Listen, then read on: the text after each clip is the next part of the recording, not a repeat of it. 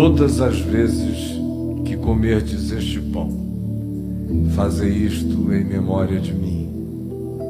E por semelhante modo, depois de haver ceado, o Senhor Jesus tomou também um cálice, dizendo aos seus discípulos: este cálice é a nova aliança no meu sangue, que será derramado em resgate de muitos. Todas as vezes que beberdes deste cálice, fazei isto em memória de mim.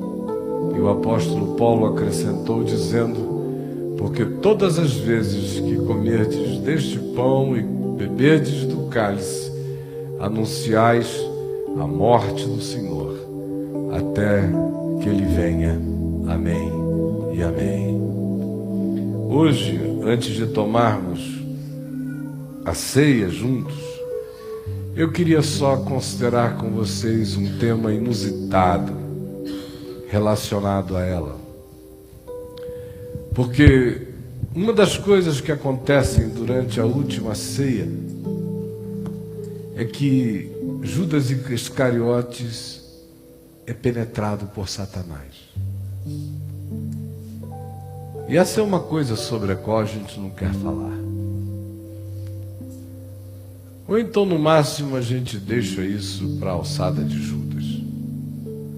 Ou então a gente diaboliza Judas para um nível tão diabólico que ele entra em processo de absoluta dissociação de nós. Ou seja, nenhum de nós tem o potencial Judas em si. A gente quase que o concebe como uma espécie de produção do DNA de Satanás.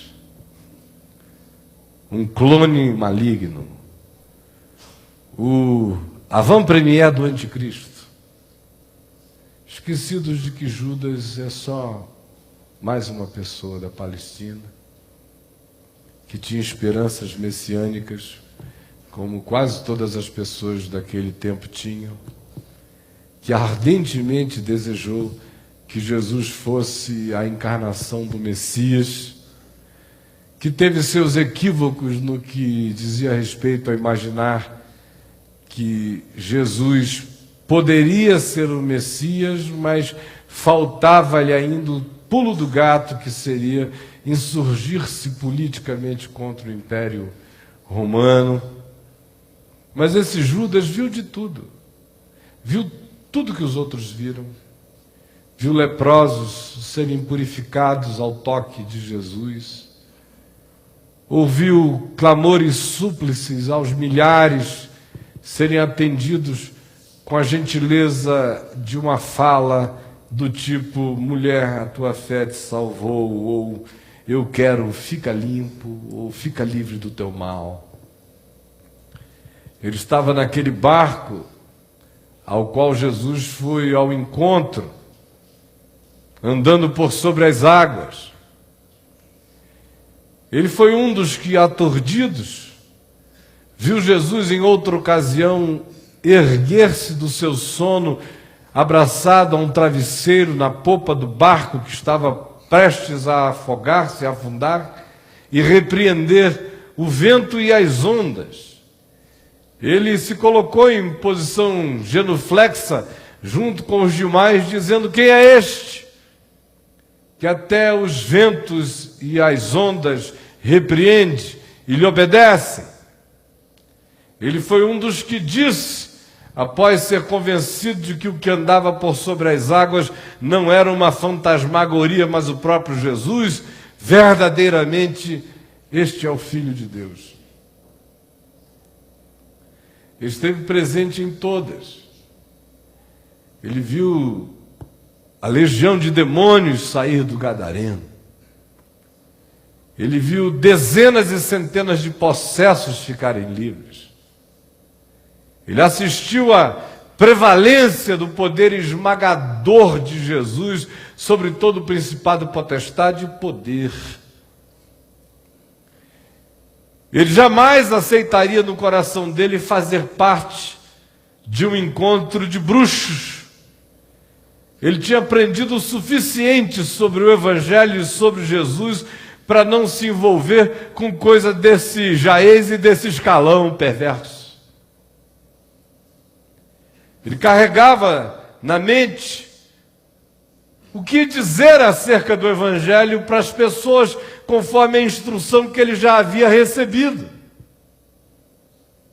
A maioria dos estudiosos considera que entre todos os apóstolos ele era o mais erudito, o mais preparado, o mais aberto para os conhecimentos variados e aquele que, politicamente falando, era o mais interessado nas dinâmicas de poder que existiam em Israel naqueles dias, e justamente por isso ele imaginava que alguém com os poderes, com a graça, com as manifestações, com a sabedoria e com a independência de Jesus poderia ser, mais do que ser, tinha tudo para ser, só não seria se não quisesse, o Messias de Israel, aceito, aclamado, aplaudido e acolhido por todos, inclusive pelas autoridades do templo, tão somente ele fizesse algumas concessões.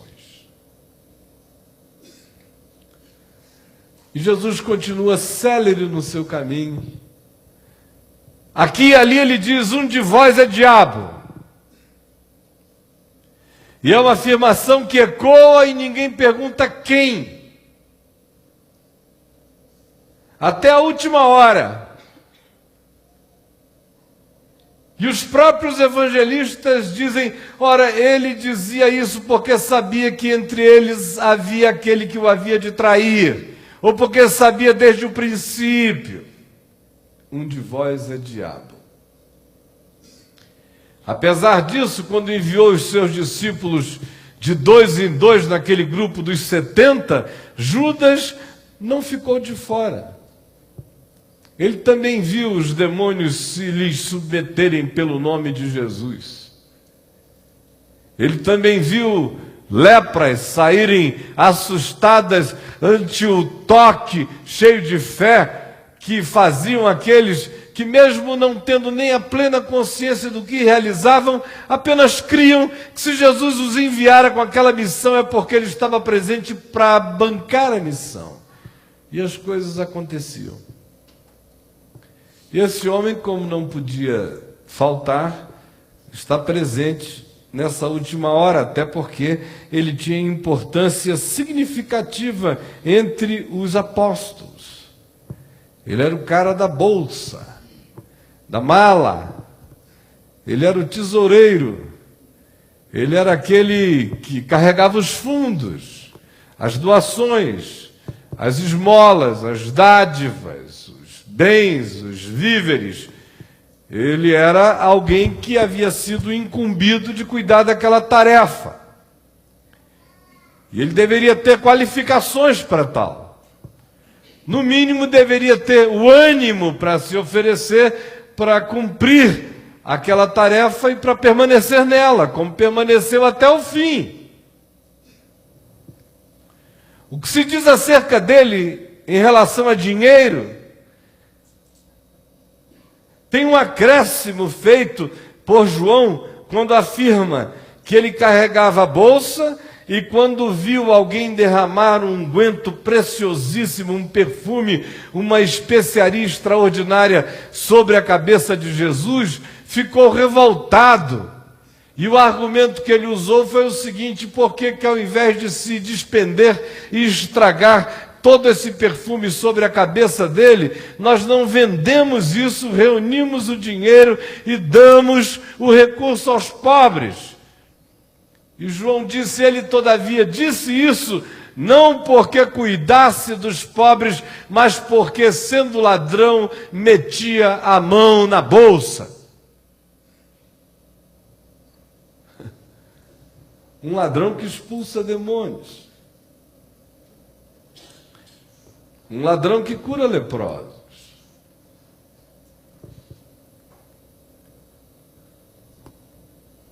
Um ladrão que vê milagres. Um ladrão que se ajoelha junto com os outros companheiros e exalta a Deus. Vejam como é fácil ser ladrão e expulsar demônio. Como é fácil ser ladrão, meter a mão na bolsa e fazer parte das missões mais nobres deste mundo.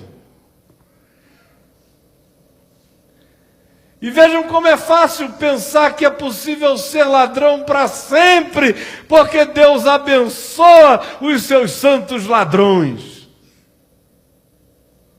Desde que os ladrões sejam pontuais, desde que os ladrões sejam dizimistas, desde que os ladrões tenham sentido de grupo e participem do todo.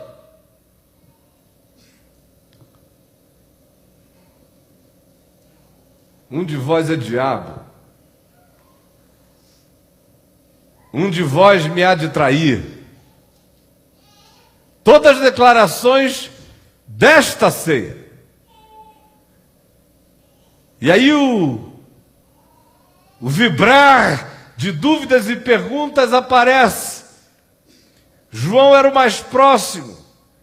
Foi pedido a ele que perguntasse a Jesus quem era o traidor. E ele pergunta, e Jesus disse: é aquele que pegar do pedaço molhado no vinho. Esse é o traidor.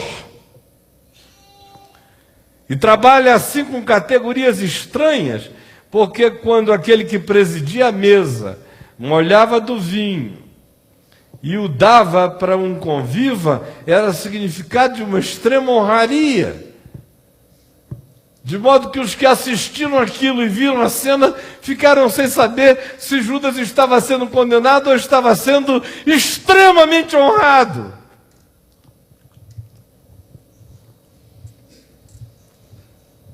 Judas ouviu a história e falou: melhor eu comer como quem não ouviu nada. Gostoso. Obrigado, Senhor. Aí Jesus disse: o que tu tens de fazer, faz-o depressa. E ele levantou na mesma hora e saiu. E alguns ficaram pensando que Jesus tinha dado a ele aquela hora da noite de Páscoa uma instrução dizendo assim: pega o dinheiro e vai fazer o bem aos pobres. É muita vontade de pensar o bem numa hora dessa, né? Aí o Judas saiu, mas ele foi acertar a barganha, o negócio, por quanto era, quantas moedas, e entregar a Jesus, aquela conversa toda. Aí você diz: poxa, eu saí de casa, fui lá no La Salle, para ficar assim com essa coisa de dizer: sai, Judas, afasta-te de mim, eu não tenho nada a ver com isso. O que eu vim fazer aqui? Graças a Deus eu estou livre desse mal. Tá mesmo, Judas? Daquele momento em diante, Satanás entrou nele, quando ele comeu o bocado. Vai ter um monte de gente hoje aqui dizendo: desse bocado eu não vou comer. Vou voltar para casa em jejum. Mas mesmo que você não queira comer do pão e beber do cálice, a gente só come do bocado que a gente mesmo serve para nós mesmos o tempo todo.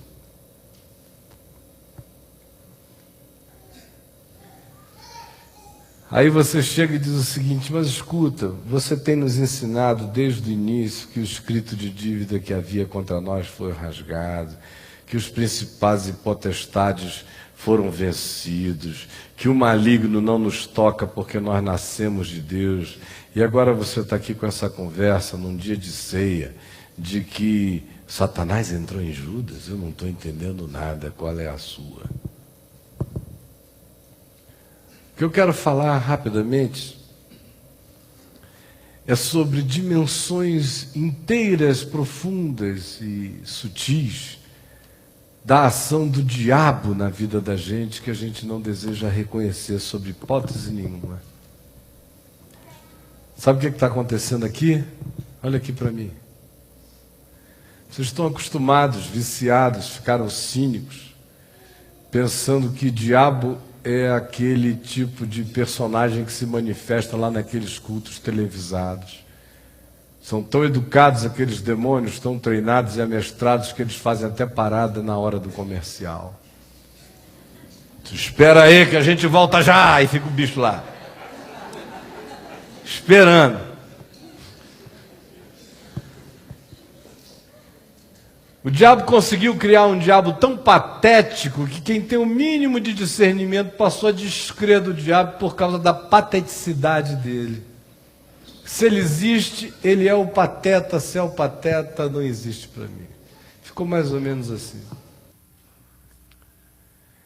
Aí nós hoje fazemos parte de um grupo que nem anda com a mente cheia de Deus e ignora, desqualifica e se desinteressa completamente por qualquer que seja a ação possível do diabo. Ou seja, nós não estamos em lugar nenhum mais. Deus não faz parte do nosso ser, da nossa consciência. A gente não anda como quem vive à semelhança de um peixe, imerso em Deus, bebendo Deus, respirando Deus, comendo com Deus como um peixe do fundo do mar, porque esse é o chamado da verdadeira espiritualidade em Cristo. É para esse estado de penetração. E nem tampouco estamos atentos quanto ao fato de que o diabo, nosso adversário, anda em derredor de nós, rugindo como um leão, procurando alguém para devorar. E quando a referência que a gente tem é a pateticidade das coisas esdrúxulas que a gente vê sendo apresentadas como se fossem manifestação do diabo e não são, ou são apenas expressões de histeria, ou são apenas manifestações de psiquismos malignos aprendidos naquele iásis de possessão demoníaca em massa que ali existe, mas raramente uma coisa real. Por causa disso, a maioria de nós foi ficando fria e cínica, sem saber que o pior diabo é aquele que não apresenta seu nome. Que o pior diabo é aquele que, se você disser sai, ele não sai porque ele já faz parte da pessoa. O pior diabo não é aquele que incita a gente às bruxarias malévolas e perceptíveis e historicamente detectáveis por qualquer observador em algum lugar. O pior diabo é aquele cujos despachos são promovidos na subjetividade da alma. Aí toda hora a gente vê gente cheia do diabo. Estão possessos? Não. Eles estão conformados ao espírito do diabo. Eles estão sob opressão demoníaca? Não. Eles estão em sinergia maligna com o diabo. A mente entregou os processos mentais aos processos mentais de diabolos, do divisor, de Satanás, daquele que se opõe, do hostil.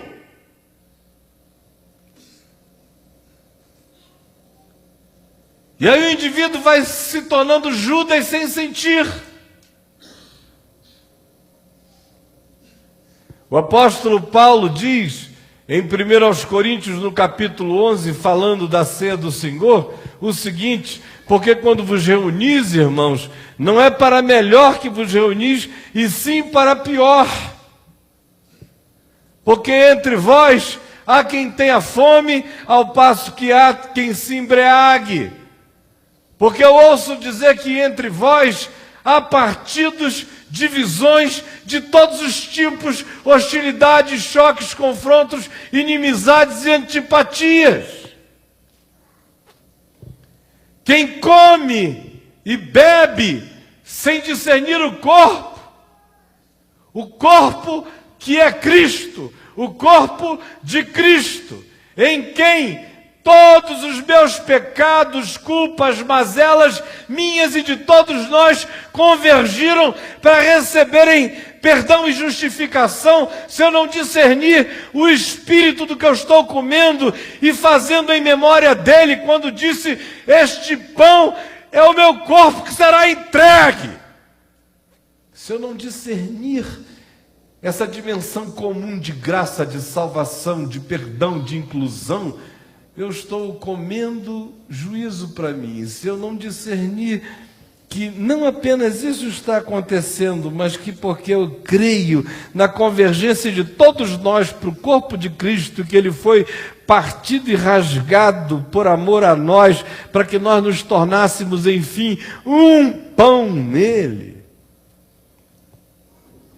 E se eu não tiver essa consciência posta em mim, e se eu não discernir o corpo assim, ao contrário, se eu disser, esse é apenas o meu pão, esse aqui é o meu cultinho particular, essa é a minha religiosidadezinha essencial, esse é o meu sagradinho tão fofinho, tão gostoso, que eu não posso deixar de participar dele uma vez por mês, aleluia.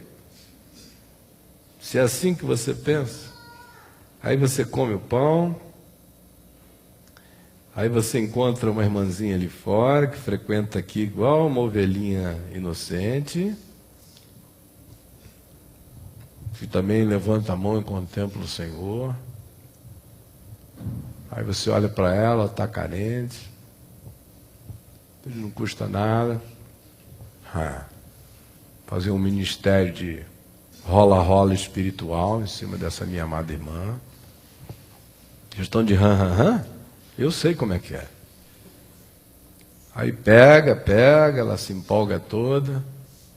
Amanhã ela liga para você e você, com todas as suavidades da fidalguia espiritual, diz a ela que foi apenas um momento fraterno. E que ela fique lá. Aí ela entra em depressão, ela fica triste, ela sofre. Você não discerniu o corpo.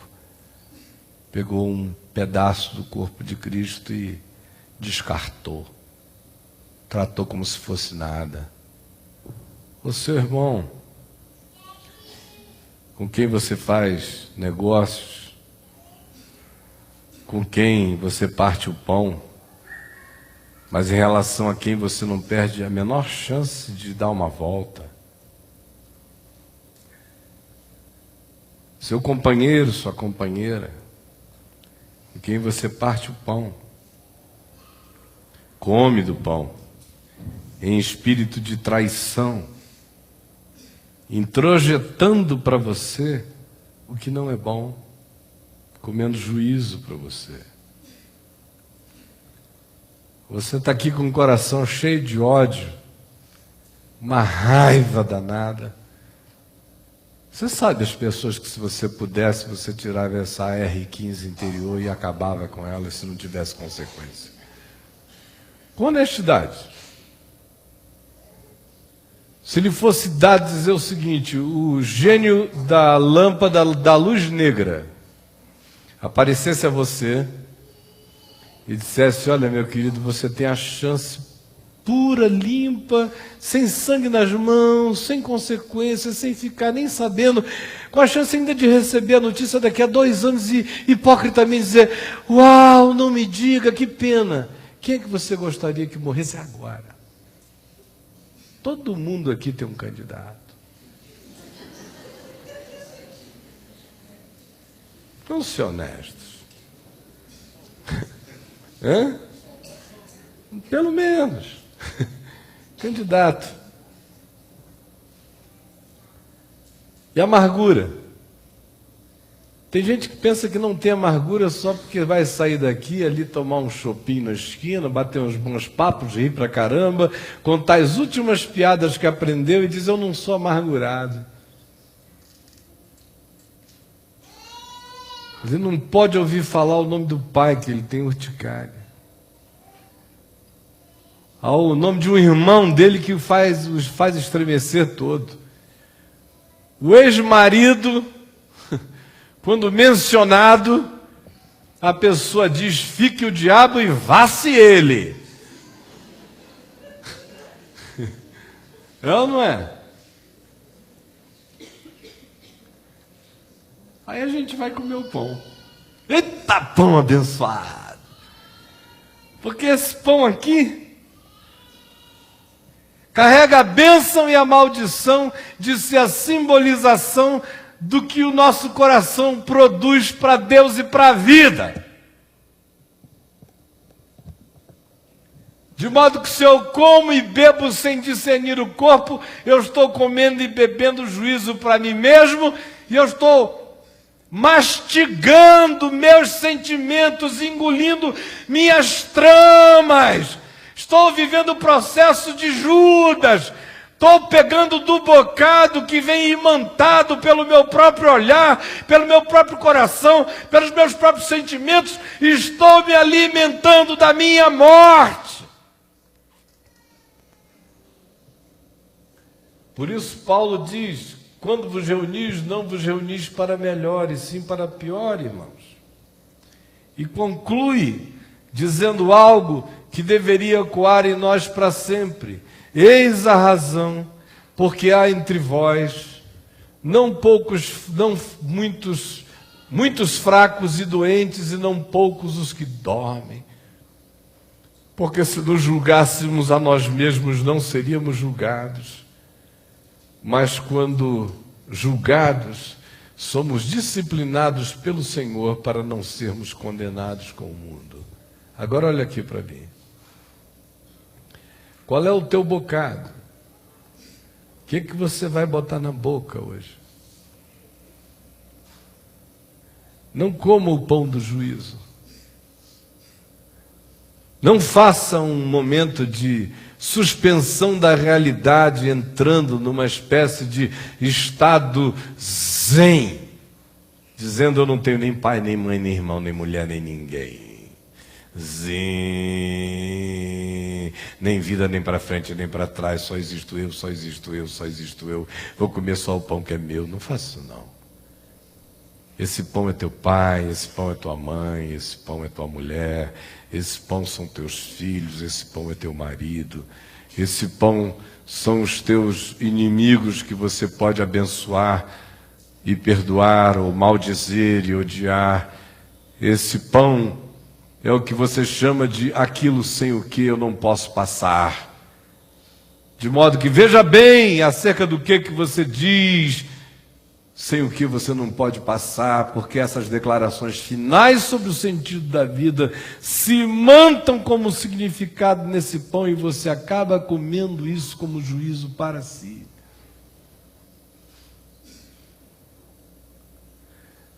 Eu quero convidar todos aqui a participarem da ceia do Senhor, a ninguém se abster.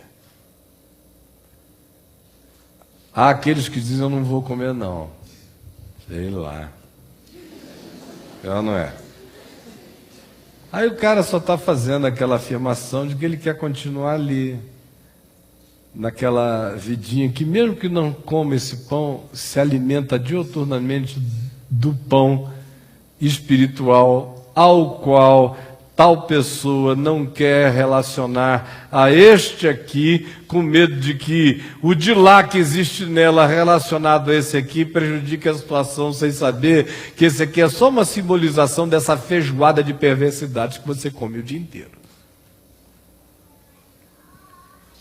Convidando você a comer desse pão como quem joga para fora essas outras coisas e discerne o significado de que nós somos filhos do pão, do perdão, da misericórdia, da reconciliação, do olhar bondoso, da vontade de ser fiel, de ser leal, de não trair, de ser companheiro, companheira, de sermos amigos uns dos outros e nos ajudarmos, de sermos bondade de Deus por onde a gente vai passando, por sermos o olhar que acrescenta a percepção, sem a qual ninguém enxerga nada bom na vida. Esse é o nosso chamado aqui. Agora, não esqueça que, com uma sutileza danada, se o coração está tramando a perversidade, esse pão vai ser a sacramentalização da sua perversidade. Se o seu coração está tramando um engano, esse pão é a sacramentalização do seu engano. Se esse pão está tomado de arrogância, de ufania, esse é o pão da sua arrogância e da sua ufania. Esse é o pão que você traz no coração, não há nenhum pão do lado de você que vá se tornar um pão diferente daquele que você come na sua alma. Será que eu me fiz claro? Mais claro do que isso eu não sei. Quem come e bebe sem discernir o corpo, come e bebe juízo para si. Vamos pensar nisso, olhando para o coração, todos nós, em nome de Jesus. E fazer uma profunda revisão de vida, de relação, de percepção sobre as pessoas, sobre os nossos ódios. Largue esse lixo todo, põe isso tudo para fora, espírito de inimizade, de contenda, de amargura. Quem sabe você foi traído, traída profundamente, não conseguiu até hoje perdoar e ficar livre, esquecer no descanso. E por isso toda hora o coração se volta contra você e serve a você um banquete envenenado de raiva. Não come isso não, porque isso adoece a gente. Cada um de nós pode ficar doente pelas razões as mais diversas, mas é horrível ficar doente por causa de ódio, de amargura.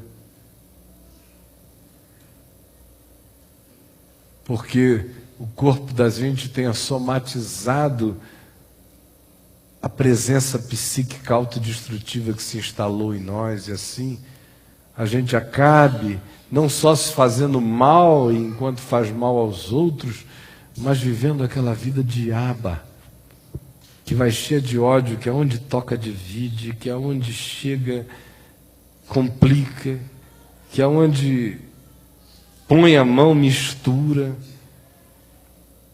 que aonde faz amizade perturba. Deixe de ser diabo. Fique livre desse espírito em você. Coma hoje do pão da graça e da misericórdia. Resista ao diabo e ele fugirá de você em nome de Jesus.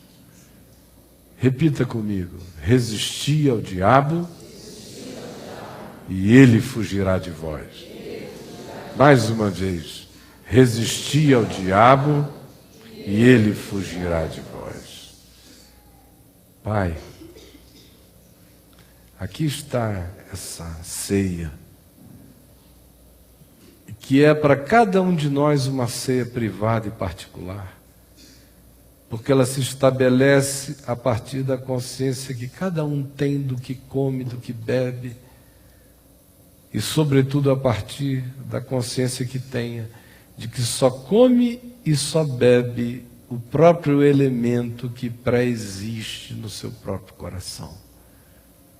Por isso, converte as nossas pedreiras em pão na nossa alma, os nossos venenos em vinho na nossa alma, os nossos ódios em amor na nossa alma, para que a gente não coma o nosso ódio, não beba o nosso veneno, não venha sorver o desejo de morte ou de indiferença para com o outro, se transformando em alimento que penetra as nossas entranhas, fazendo em nós o mal que inconscientemente a gente deseja ao outro. Salva-nos da maldade do diabo nessa hora, porque esta é a ceia do Senhor e justamente por isso ela traz à luz o que é verdade, ela traz à luz e ela traz trevas à luz, para que a gente discirna, para que a gente escolha e para que a gente coma o pão que é vida. Em nome de Jesus. Amém e amém. Nós temos aqui o vinho e nós temos vinho e pães de ambos os lados. Vou pedir que vocês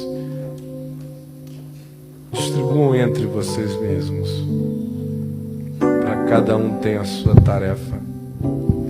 E vamos nos dividir. Um grupo vai para parte posterior do auditório, o outro grupo cobre esta área aqui, e o pão está aqui, meu amado Rômulo.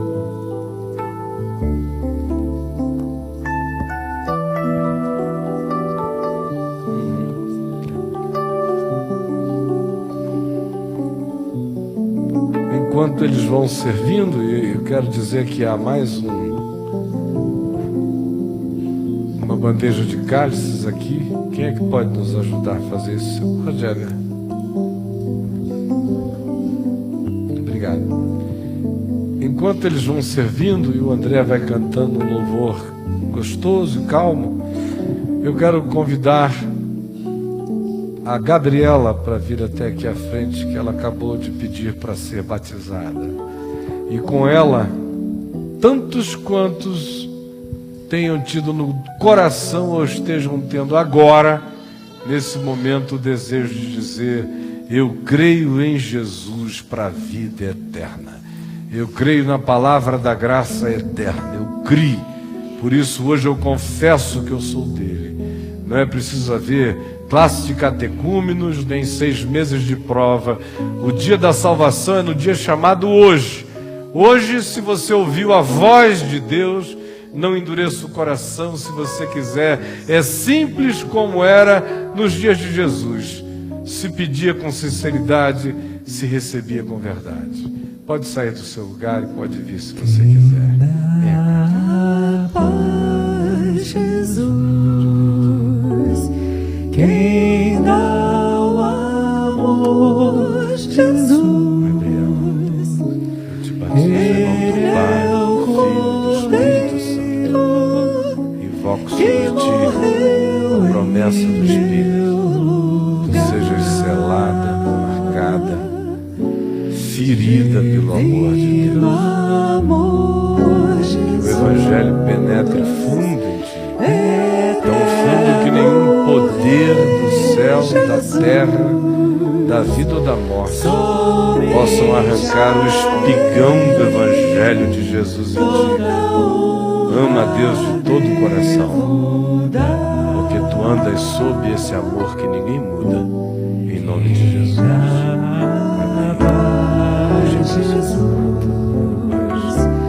Quem dá o amor, Jesus,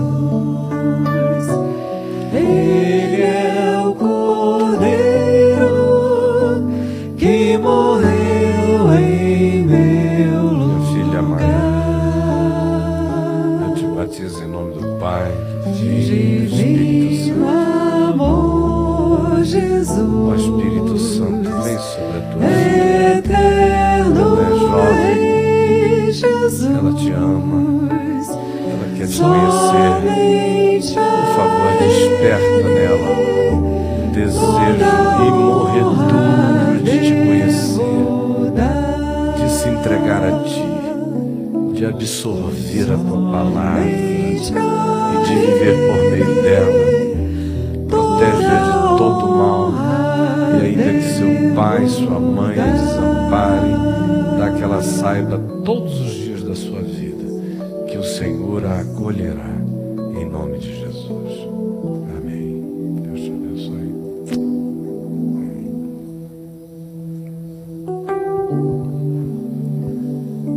em memória de ti, partiremos Em nome do Pai, e do que te ama desde que houvesse mundo.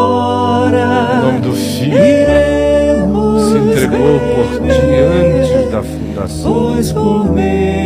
Em nome do Espírito Santo, que é aquele que fez, vibrou, que compartilhou vida com todas as coisas vivas, e hoje é aquele que te traz, falando de voz em voz no teu coração, que tu és de Deus até esse momento em que tu confessas com a tua boca que Jesus Cristo é o teu Senhor, para a glória de Deus o Pai. E que o Espírito Santo te cele, te vira com amor, em nome de Jesus. Amém e amém. e na tua presença levanto minha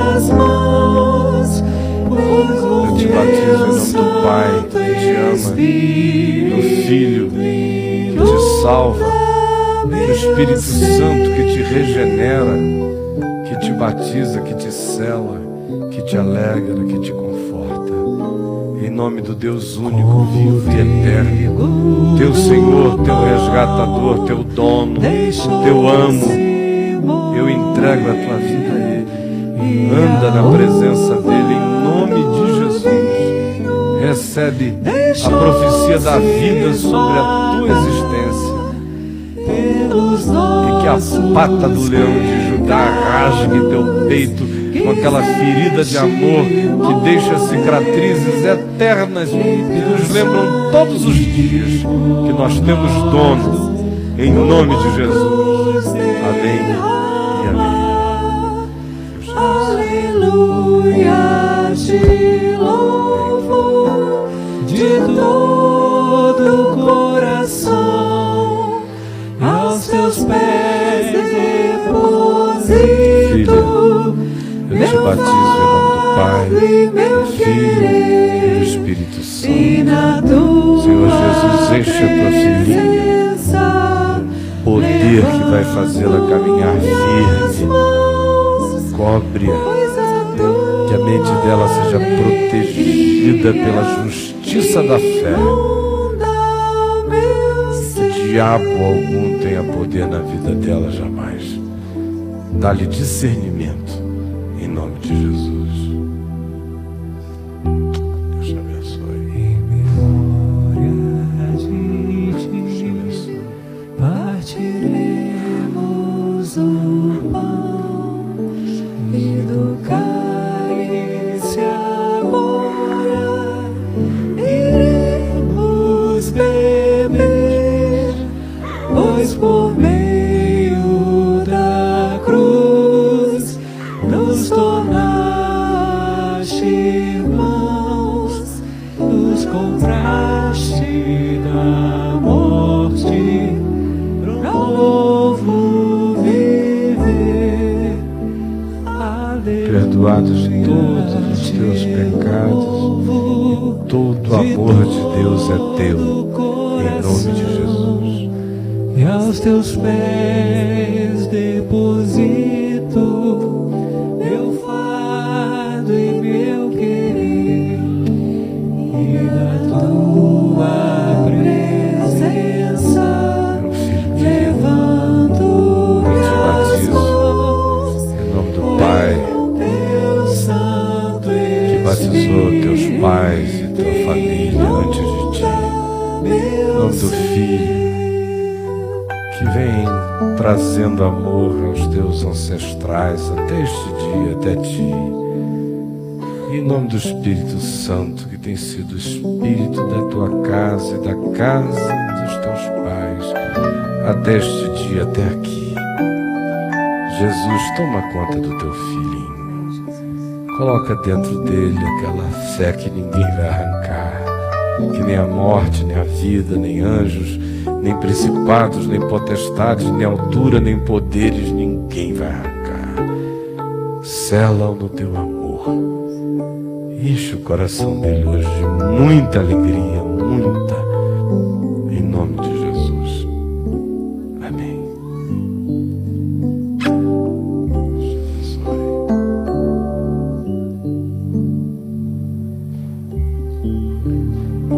aleluia, te batizo em nome do Pai, do Filho e do Espírito Santo. Recebe o dom do Espírito. E aos teus pés Ser batizado no Espírito. Crê de todo o coração que tua vida é de Jesus e ninguém pode te arrancar. Crê que tu não precisas de nenhum outro reforço espiritual, porque quem tem Jesus tem tudo. Confia nele de todo o teu coração e não te estribes no teu próprio entendimento. Anda pela fé e tu serás feliz, em nome de Jesus. Amém. Deus te abençoe, meu irmãozão.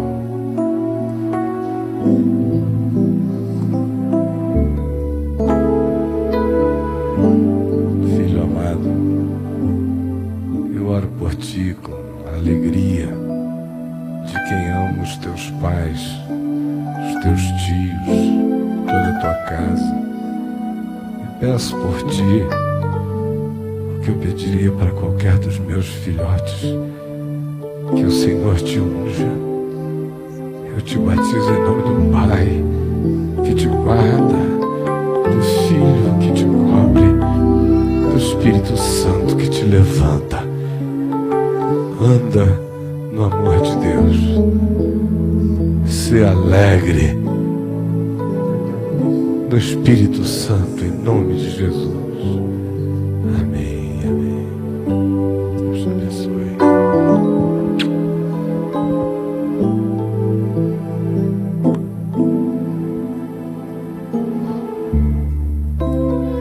Eu te batizo, minha filha, em nome do Pai, do Filho e do Espírito Santo. Eu te batizo em nome do teu Pai, em nome do teu irmão Jesus, e em nome do Espírito Santo, que é o habitador da tua vida. Em nome desse Deus que te garante, eu te batizo. Anda segura, em nome de Jesus. Amém. Deus te abençoe.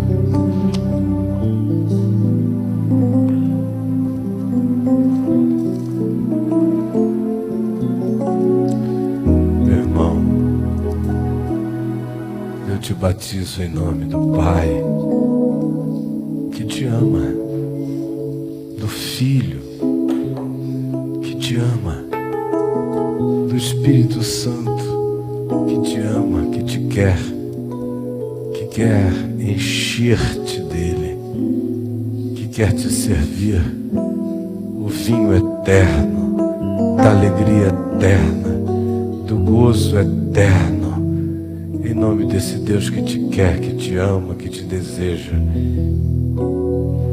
É que eu te declaro marcado em nome de Jesus, com uma marca que ninguém vai poder tirar, nem mesmo tu, num dia de irresoluções, terás esse poder, porque o que está feito, feito está, em nome de Jesus. Amém. Deus te abençoe, meu irmão. Da paz.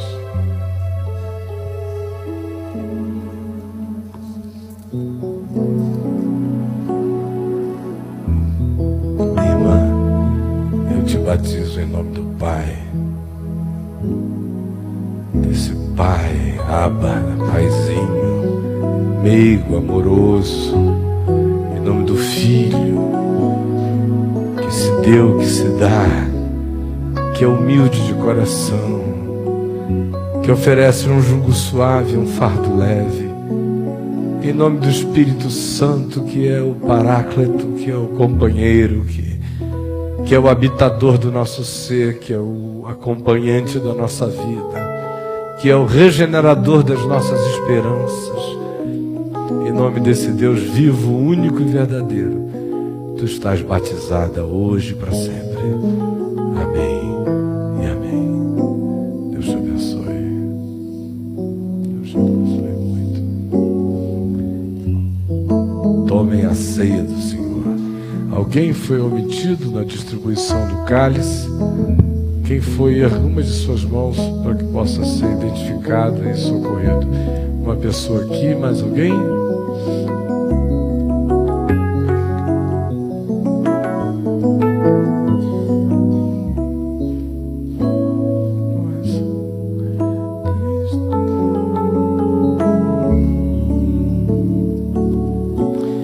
Na noite em que foi traído, o Senhor Jesus tomou um pão, o partiu e o deu aos seus discípulos, dizendo-lhes: isto é o meu corpo que será entregue por amor de vós. Todas as vezes que o comerdes, fazei isto em memória de mim. Comamos dele todo. Todos nós.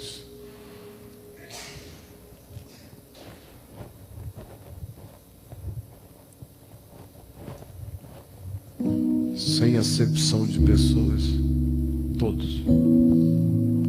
todos os que querem, todos os que creem, todos os que entendem.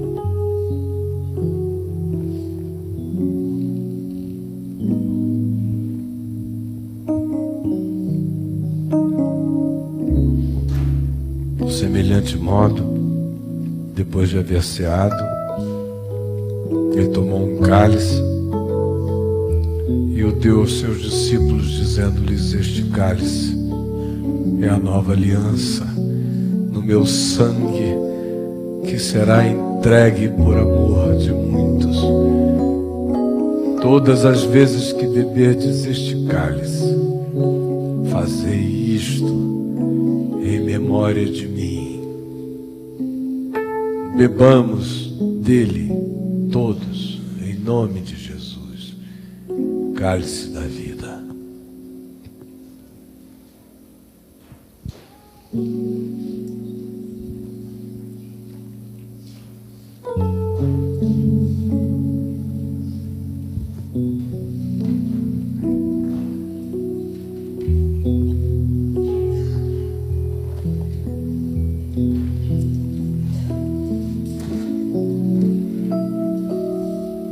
Vamos ficar em pé, todos nós. Domingo que vem, quem é que pretende estar aqui com a graça de Jesus? Amém?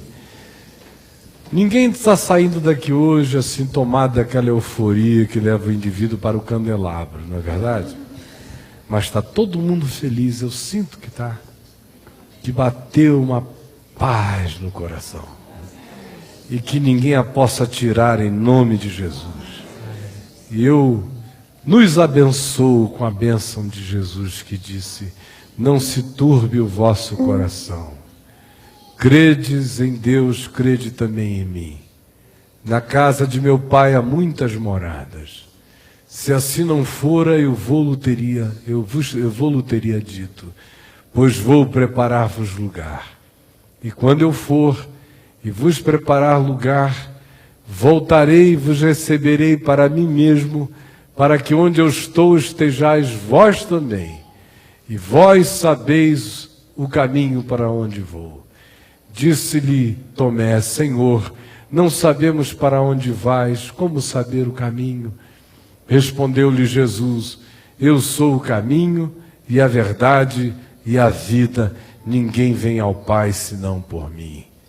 Disse-lhe Filipe: Senhor, mostra-nos o Pai, isto nos basta. Ao que lhe respondeu Jesus: Filipe, há tanto tempo estou convosco e não me tendes conhecido. Quem me vê a mim, vê o Pai. Como dizes tu, mostra-nos o Pai? Não crês que eu estou no Pai e que o Pai está em mim? As palavras que eu vos digo, não as digo por mim mesmo, mas o Pai que permanece em mim faz as suas obras. Crede-me que eu estou no Pai. Crede que o Pai está em mim. Crede, ao menos, por causa das mesmas obras, em nome de Jesus. Amém e amém.